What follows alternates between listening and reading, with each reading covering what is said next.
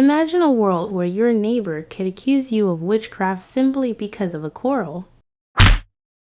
In 1692, this became a horrifying reality in Salem, Massachusetts. What if I told you that a single accusation could lead to imprisonment, torture, or even death? In this video, we'll explore the Salem Witch Trials, how they started, who was part of it, and why normal people did terrible things. The Salem Witch Trials were a series of hearings and prosecutions that took place in 1692 to 1693 in colonial Massachusetts. During these trials, 20 people were executed, mostly women, and many others were put in prison.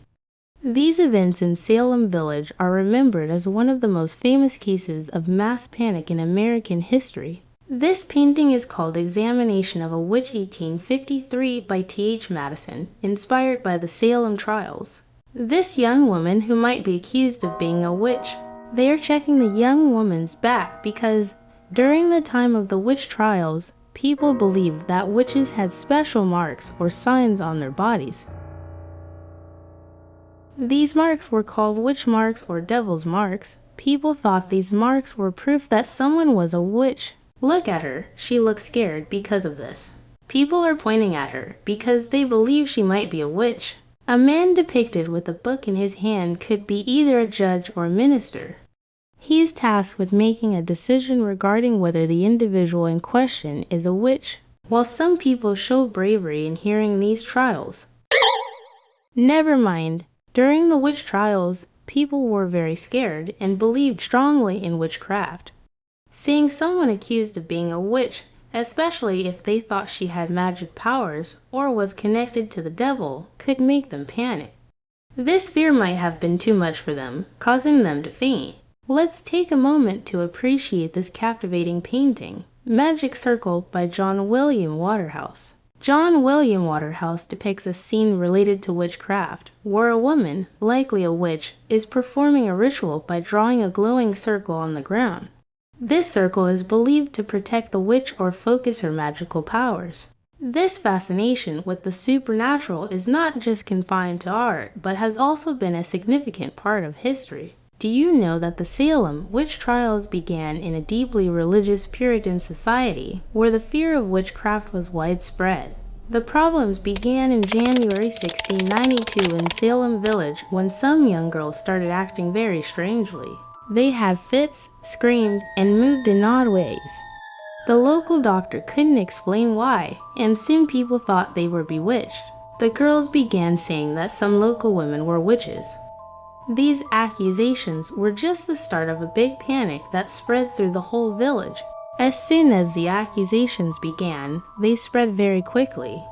Special courts were created to judge the cases, and the people accused were often thought to be guilty right away. The trials used something called spectral evidence, where people said they saw the ghosts or shapes of the accused doing witchcraft.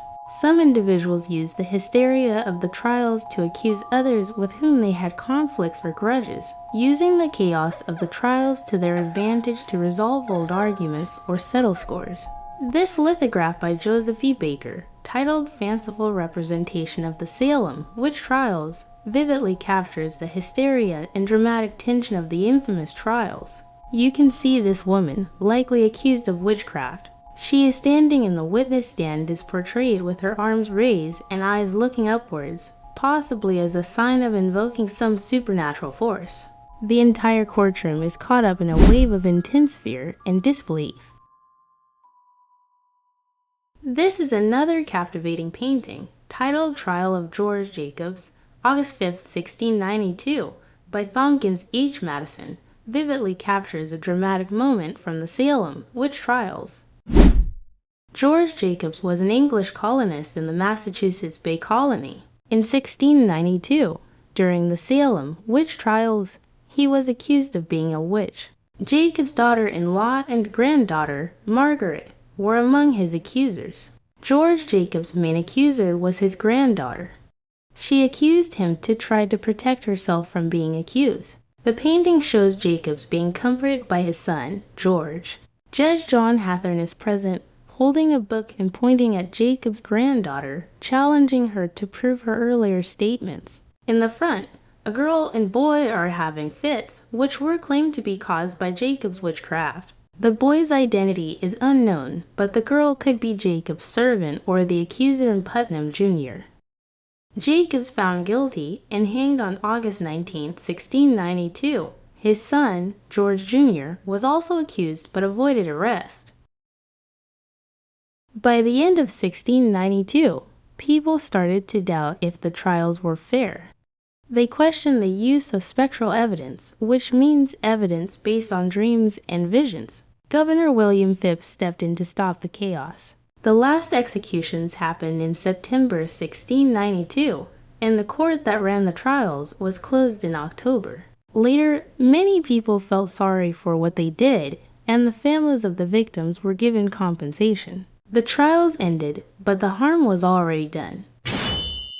Do you know these events have been depicted in various works of literature, including Arthur Miller's famous play The Crucible, which uses the trials as an allegory for the McCarthyism of the 1950s. Thank you for joining me on this journey through one of the darkest chapters in American history. Let me know in the comments which painting caught your attention the most, and feel free to share your thoughts. If you found this video informative, please like and subscribe for more historical explorations.